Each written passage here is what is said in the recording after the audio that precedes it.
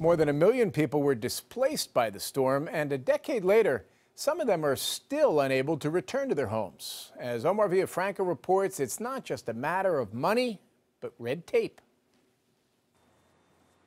While much of New Orleans is almost back to what it was before the storm, 10 years after Katrina, the lower ninth is still rebuilding.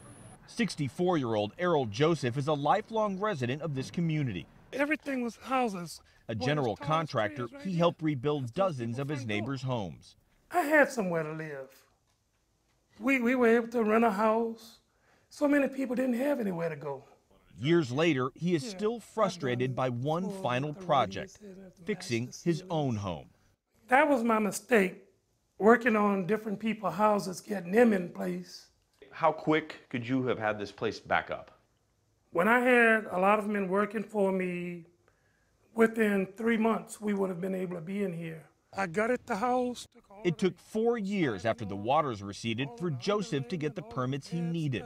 He took his savings, insurance payouts, and federal funds to begin rebuilding. But then, he says, inspectors told him he was not certified to elevate the house, and his federal money could be at risk if he continued. That meant more delays. 4 years later, after the New York Times reported his story, he was finally allowed to continue, but only if he hired a contractor who was certified to elevate his house.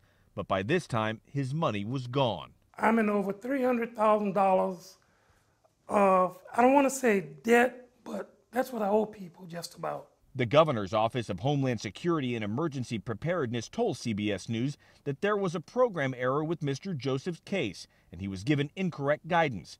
Going forward, it's our responsibility to help him and other homeowners. Today, with volunteer help from lower9.org, the Josephs are finally piecing together their home. The group has rebuilt 75 houses in the lower 9th Ward.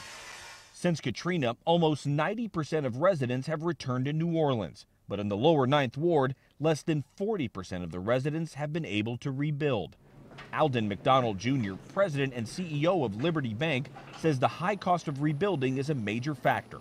A lot of them are without homes today, priced out of their neighborhood, but priced out of housing.